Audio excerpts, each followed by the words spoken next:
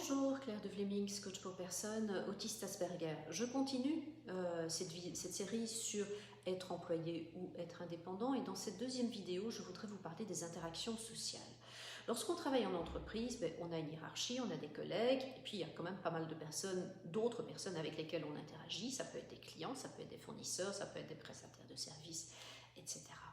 Alors, d'un côté, certaines personnes autistes ont un job autonome, routinier, prévisible, avec peu de contacts sociaux et elles sont acceptées pour qui elles sont par leurs collègues ou par leur hiérarchie qui sont bienveillants, qui reconnaissent leurs qualités, qui acceptent leurs besoins de calme et leur manière différente d'interagir socialement.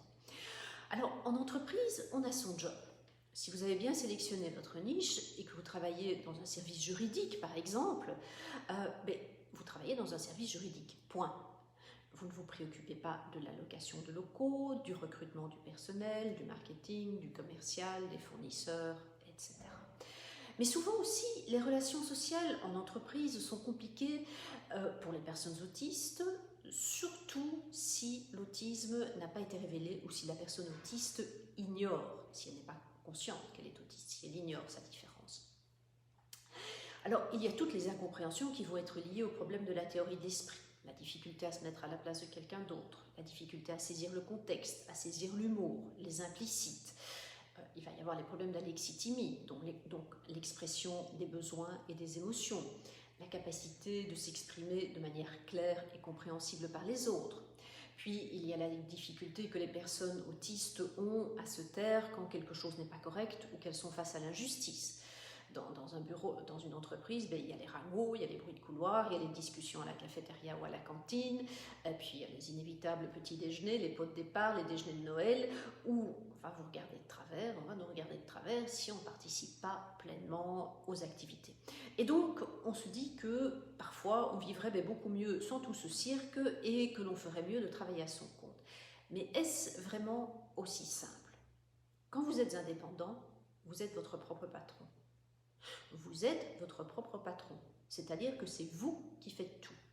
C'est vous qui gérez votre core business, votre marketing, votre commercial, votre compta, vos relations avec vos fournisseurs d'internet, de fournitures de bureau, avec l'administration fiscale, avec le courtier en assurance, votre voiture, vos achats, vos autres dépenses, vos clients, votre networking, votre présence sur les réseaux sociaux, vos formations, etc.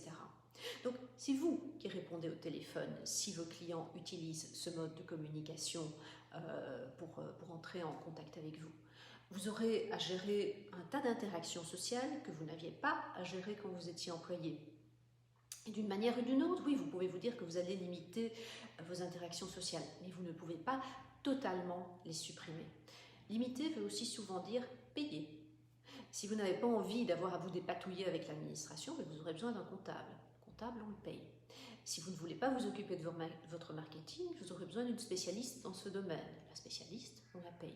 Et donc, sur ce point aussi, vous allez avoir besoin de peser le pour et le contre avant de vous lancer dans l'une ou l'autre direction. Voilà, ceci termine cette vidéo. Dans la prochaine vidéo, je vais vous parler de connaissances, de capacités et de compétences. Je vous souhaite une belle journée, une belle soirée. Je vous dis à très bientôt.